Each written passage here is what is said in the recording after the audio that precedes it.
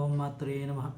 ಎಷ್ಟೋ ಸಲ ನಮ್ಮ ಜಾತಕದಲ್ಲಿ ಋಣ ಅಂತ ಅಂತೀವಲ್ಲ, 6ನೇ ಮನೆ ಅಂತ ಜಾತಕದಲ್ಲಿ ಹೇಳ್ತಾರೆ. ಸೊ ಋಣ ಅಂತ ಯಾವುದೇ ಋಣಗಳಾಗಿರ್ಬೋದು ಅವು 6ನೇ ಮನೆಯಲ್ಲಿರುತ್ತೆ.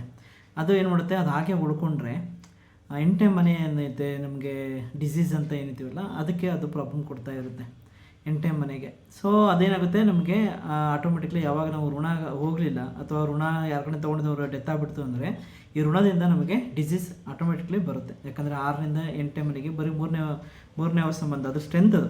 ಸೊ ಅದು ಇನ್ಕ್ರೀಸ್ ಮಾಡ್ತಾ ಇರುತ್ತೆ, ಇಂಥ ಪ್ರಾಬ್ಲಮ್ನ ಜಾಸ್ತಿ ಮಾಡ್ತಾ ಇರುತ್ತೆ.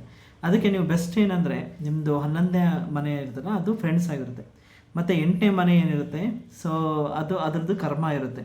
ಸೊ ಹಾಗಾಗಿ ಈ 8ನೇ ಮನೆಗೆ ರಿಲೇಟೆಡ್ ಆಗಿ ನೀವು ಜಾಬ್ ಮಾಡೋರನ್ನ ನೀವು ಫ್ರೆಂಡ್ಸ್ ಮಾಡ್ಕೊಳ್ಬೇಕು. ನಿಮ್ಮ ಜಾತಕ ಲಗ್ನದಿಂದ ಆ ಫ್ರೆಂಡ್ಸ್ ನಿಮಗೆ ನಿಮ್ಮ ಋಣ ತೀರಿಸೋಕ್ಕೆ ಹೆಲ್ಪ್ ಮಾಡ್ತಾರೆ, ಅಥವಾ ನೀವು ಅವರಿಂದ ಈ ಡಿಸೀಸಿಂದ ನೀವು ತಪ್ಪಿಸ್ಕೊಳ್ಬೋದು, ಅಥವಾ ಸೊಲ್ಯೂಷನ್ ಕೊಡ್ತಾರೆ ಅವರು ಈ ಡಿಸೀಸ್ಗೆ ಅಂತ.